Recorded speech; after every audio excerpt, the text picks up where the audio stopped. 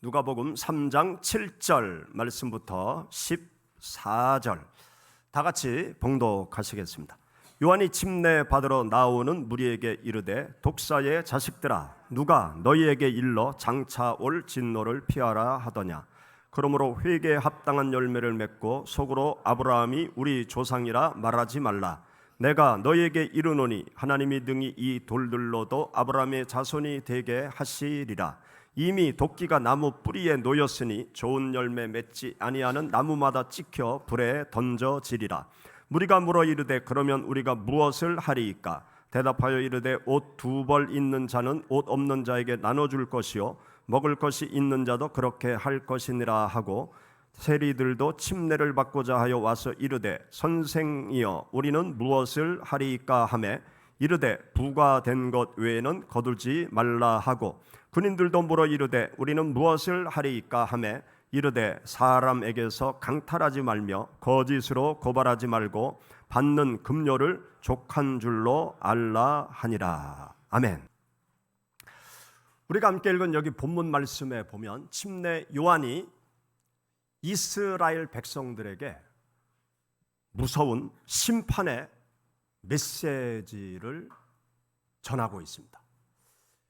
이미 도끼가 나무 뿌리 위에 놓여져 있으니 회개해라. 회개치 않으면 도끼가 나무 뿌리를 잘라 불살라 버릴 것이다 라는 무서운 심판의 메시지를 전합니다. 하나님의 심판이 임하기 전에 이스라엘 백성들에게 회개하라는 그러한 메시지를 전하는 것이죠. 이런 소리를 듣기 싫어하는 당대의 헤롯 왕, 그 왕은 군사들을 시켜서 침례 요한의 목을 베어 죽여버리게 됩니다. 성경을 보면 예수님께서도 이와 똑같은 말씀을 이스라엘 백성들에게 하셨습니다. 누가복음 13장 33절 말씀부터 35절 말씀 가운데 보면 예수님께서 이렇게 말씀하세요. 오늘과 내일과 모레는 내가 가야 할 길을 가야 하리니 선지자가 예루살렘 밖에서는 죽는 법이 없느니라. 예루살렘아 예루살렘아 선지자들을 죽이고 네게 파송된 자들을 돌로 치는 자여, 암탉이 제 새끼를 날개 아래에 모음같이 내가 너희 자녀를 모으려 한 일이 몇 번이냐. 그러나 너희가 원하지 아니하였도다. 보라 너희 집이 황폐하여 버린 바 되리라. 그렇게 말씀하십니다. 또 마태복음 24장 1절 2절 말씀 가운데 보면 내가 진실로 너희에게 이르노니 돌 하나도 돌 위에 남기지 않고 다 무너뜨려지리라. 그렇게 예언의 심판의 말씀을 하셨습니다. 이스라엘 기득권층들은 이런 예수님의 말씀을 듣기 싫으니까 예수님을 십자가에 처형시켜 죽여버렸습니다. 침례 요한의 경고를 무시하고 회개하지 아니한 이스라엘, 예수님의 심판의 예언의 말씀을 듣지 않고 회개치 아니한 이스라엘, 어떻게 되었습니까? 그들은 멸망당했어요. AD 70년 로마의 타이투스 장군이 이스라엘 백성들이 독립운동을 벌이니까 예루살렘을 총 공격해 왔습니다. 그리고 3년 동안 예루살렘을 완전히 포위하고 고사작전을 펼쳤어요. 그리고 예루살렘을 점령했습니다. 그리고 예루살렘을 다 무너뜨리고 이스라엘 백성들에게 포악한 정치를 행하게 되었어요. 그 후에도 이스라엘 민족들이 간헐적으로 독립운동을 계속하니까 130년경에 로마 정부는 유대인들을 뿌리채 뽑아서 유럽 각지로 다 흩어버렸습니다. 그때로부터 거의 2000년 동안 이스라엘 민족은 디아스포라가 되어서 유리방황하는 민족이 되었습니다. 그러다가 천신만고 끝에 1948년 5월 14일 유엔에 의해서 독립국가로 인정을 받고 지금의 이스라엘 땅에 자리를 잡게 되었습니다. 그런데 그 땅에서 지금 전쟁이 일어났죠. 하마스가 이스라엘을 공격해서 이스라엘은 초긴장 상태에서 하마스를 대상으로 전면전을 펼쳐나가고 있는 그런 상황에 놓여져 있습니다. 여러분, 이런 역사가 우연이라고 생각이 되십니까? 침례 요한의 경고, 예수 그리스도의 예언의 말씀이 없었다라고 그러면 패전국의 슬픈 역사론만 이해가 될 것입니다. 그런데 우연이 아니죠.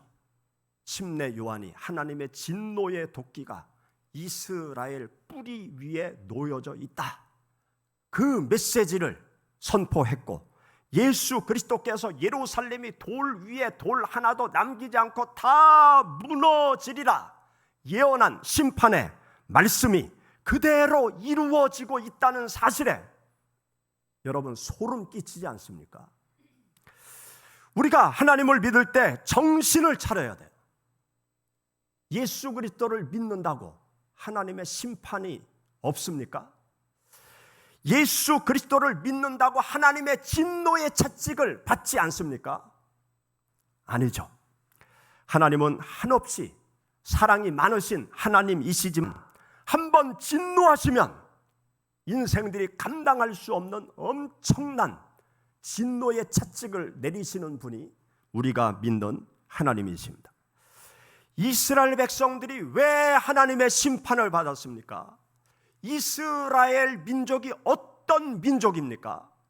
이스라엘 백성들은 지금까지 어떤 생각과 사상과 믿음을 가지고 있는가 하면 세계 많은 민족 가운데 하나님께서 유대 민족을 선택했다라는 선민의식을 가지고 있는 사람들이 이스라엘 백성들입니다.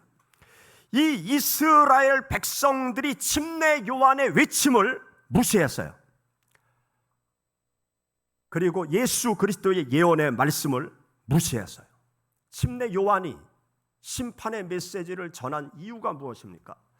예수님께서 멸망의 예언의 말씀을 외친 이유가 무엇입니까? 여기 말씀에 보면 회개해라, 회개해라, 회개에 합당한 열매를 맺어라, 그렇지 아니하면 너희가 멸망당한다. 멸망시키기 위함이 아니고 하나님께서 그들을 회개시키고 바른 삶의 길로 가라고 예수님께서 그렇게 말씀하시고 침례 요한이 심판의 메시지를 전하고 있는 것이죠. 여러분, 우리가 함께 읽은 본문 말씀 7절 말씀부터 9절의 말씀 우리 한번 다시 읽어보시겠습니다. 요한이 침례 받으러 나오는 무리에게 이르되 독사의 자식들아, 누가 너희에게 일러 장차올 진노를 피하라 하더냐. 그러므로 회개에 합당한 열매를 맺고 속으로 아브라함이 우리 조상이라 말하지 말라. 내가 너희에게 이르노니 하나님이 능히 이 돌들로도 아브라함의 자손이 되게 하시리라. 이미 도끼가 나무 뿌리에 놓였으니 좋은 열매 맺지 않은 나무마다 찍혀 불에 던져지리라. 여기 말씀에 보면 회개를 촉구했어요. 그런데 하나님의 택함 받은 이스라엘 백성들이 하나님의 심판을 받았죠. 왜? 그들이 회개하지 않았고 회개에 합당한 열매를 맺지 않아서 하나님께서 이스라엘을 택하셨음에도 불구하고 하나님께서 진노의 채찍을 내리신 것입니다. 침례 요한의 메시지, 그 메시지를 우리가 잘 귀담아 들어야 되는 것입니다. 이스라엘 백성들에게 선포한 그 심판의 메시지를 우리가 귀담아 들어야 돼요. 우리가 하나님을 믿는 신앙의 길을 걸어갈 때 내 마음대로 살아가는 것이 죄예요. 내 뜻대로 살아가는 게 죄예요. 하나님의 백성들이, 하나님을 믿는다고 하는 성도들이 반복적으로 죄악의 길을 걸어가면 하나님께서 지금도 말씀하세요. 회개해라. 회개에 합당한 열매를 맺어라. 그렇지 아니하면 내가 너를 심판하리라. 하나님께서 지금도 우리들에게 말씀하세요. 하나님께서 택한 이스라엘을 향해서 도끼를 드신 하나님, 지금도 마찬가지입니다. 하나님께서 우리들에게 경고하시고 반복적으로 경고하시고 참고 기다리시면서 경고하시는데 계속 죄악의 길로 걸어가고 회개에 합당한 열매를 맺지 아니하면 우리가 하나님의 심판의 자리에 설 수 있다는 사실을 이 본문 말씀은 우리들에게 무섭게 알려주고 있습니다. 그렇기 때문에 우리는 믿음의 길을 걸어갈 때 100% 온전할 수 없잖아요. 하나님의 말씀에 위배되는 내 뜻대로 살아가서 죄악의 길로 가는 그러한 때가 많이 있잖아요. 그러할 때 하나님께서 우리에게 깨닫게 하시면 우리는 온전한 회개의 열매를 맺음으로 하나님의 심판을 피하고 하나님의 용서와 하나님의 축복 속으로 다시 들어가는 지혜로운 하나님의 자녀들이 되어야 하는 것입니다. 온전한 회개를 하기 위해서는 네 가지가 필요해요. 죄를 인지해야 돼요. 나의 잘못을 인지해야 돼요. 또 나의 잘못을 인정해야 돼요. 내가 죄를 졌구나. 하나님, 내가 죄를 졌습니다. 하나님 앞에 잘못했습니다. 그것을 인지하고 인정하는 자세가 우리들에게 무엇보다도 필요합니다. 무엇이 죄냐? 이게 죄냐 아니냐? 그 기준에 따라서 죄일 수도 있고 죄가 안 될 수도 있잖아요. 이 죄의 기준, 그 죄의 기준을 하나님을 믿는 우리 하나님의 사람들은 어디에 두어야 되는가 하면 하나님의 말씀에 두어야 돼요. 하나님의 말씀 앞에 서서 내가 나의 삶이 죄악된 삶인지 아니면 하나님께서 기뻐하는 삶인지 그것을 우리는 분별해야 돼요. 왜 그런가 하면 세상의 기준을 가지고는 죄를 죄로 알지 못하는 상황이 너무나도 많은 거예요. 예를 들어서 식인 풍습이 있는 부족이 있다고 칩시다. 식인 풍습이 있는 그 부족은 사람을 잡아먹는 게 전혀 죄가 아니에요. 그 안에 어릴 때부터 쭉 성장한 사람, 그 사람은 그것을 죄라고 생각하지 않습니다. 그런데 성경 말씀에 놓고 보면 죄악이죠. 그래서 선교사님들이 아프리카 지역으로 막 선교를 다닐 때 이 식인 풍습이 있는 마을로 가서 잡혀먹기도 하면서 복음을 전했어요. 그리고 그들의 악습을 멈추게 하고 사람을 존중하는 사회로 선교사님들이 만들어 갔습니다. 또 중동 국가를 보세요. 21세기 문명 사회에서도 중동 국가에서는 명예살인 풍습이 있어요. 명예살인, 가족의 가문의 명예를 더럽힌 사람은 가족이 죽여도 죄가 아닌 거예요. 그래서 우리 가문 속에 예수 믿는 사람이 나타났어요. 그것이 발각됐어요. 그러면 지금도 이 중동 사람들은 그 가문이 모여서 예수 믿는다고 죽이는 그러한 일을 그냥 하고 있습니다. 그들은 그게 죄가 아니에요. 또 일부 다처, 아랍, 이슬람권에 있는 모든 나라들은 일부 다처잖아요. 일부 다처가 21세기 문명사회에서 말이나 됩니까? 그런데 일부 다처의 생활을 하고 있잖아요. 성경 말씀에 비추어 보면 죄악이에요. 태초부터 영원까지 하나님의 가정 원칙은 일부 일처. 또 유럽 사회를 보세요. 동성애를 합법화 시켰잖아요. 또 시키고 있잖아요. 우리나라도 동성애를 합법화 시키려고 국회의원들이 애를 쓰잖아요. 세상의 법은요, 동성애가 죄가 아니라고 봐요. 그런데 성경 말씀을 보면 동성애는 죄악이에요. 하나님이 절대 금하는 결혼 풍습, 일부 다처 하나님이 절대 반대고요.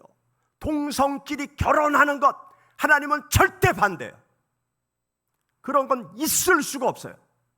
성경 말씀에 비추어 놓고 보면 동성애가 죄악임을 우리가 알 수 있는 것이죠.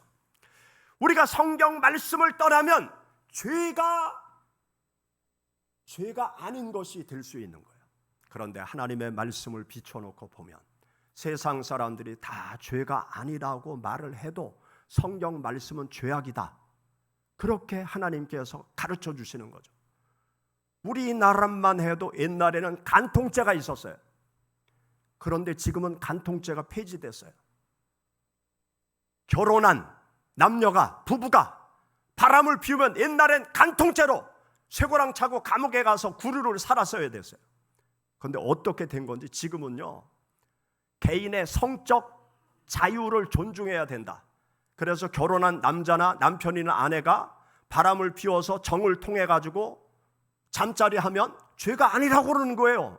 아니, 세상에 성경 말씀은 간통죄, 영원히 안 돼.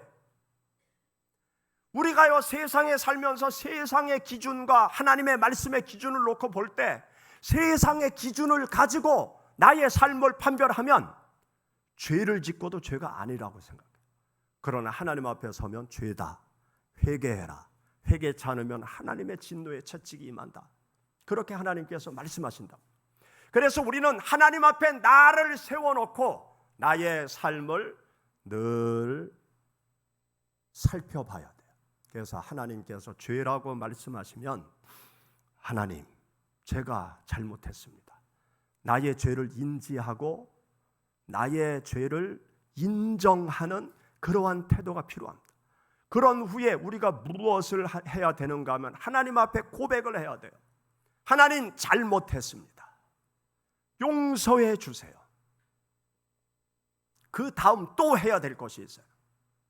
잘못된 행동을 버리고 좋은 행동으로, 선한 행동으로, 고쳐야 되는 행동으로 잘못된 행동을 덮는 노력과 수고, 그것까지 해야 온전한 회개를 하는 것이다, 그렇게 말할 수 있습니다.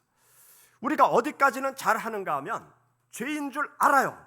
그래서 하나님 앞에 나와서 하나님, 잘못했습니다, 용서해 주세요, 거기까지는 해요. 그런데 회개의 열매는 맺지 못해요. 회개의 열매까지 맺으라는 거예요.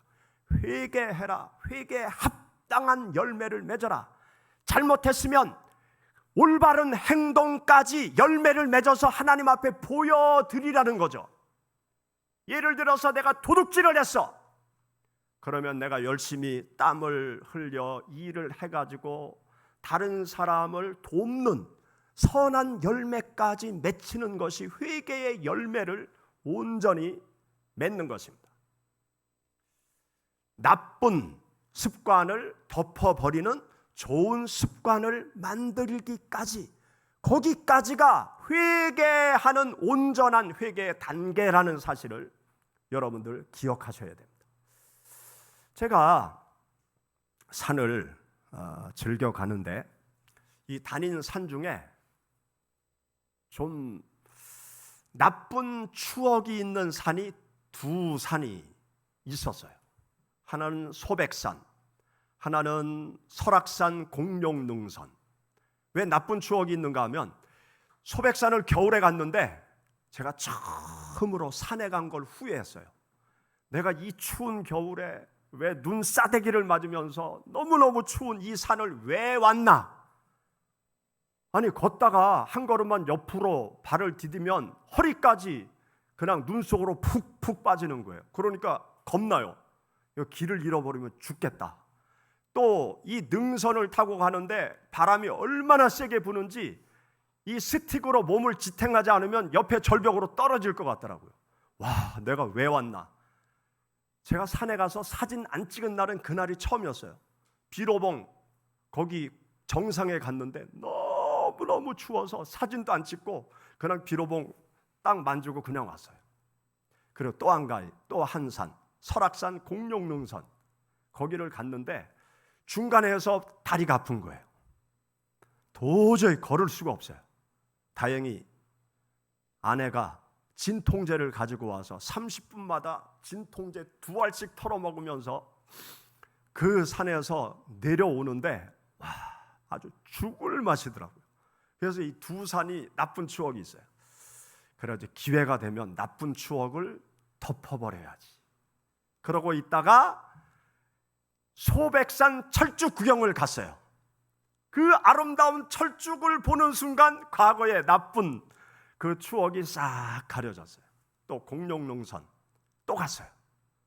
또 가서 천천히 즐기면서 사진 찍으면서 공룡능선을 넘어서 뛰어내려왔어요. 그래서 그 나쁜 추억을 다 잊어버렸어요.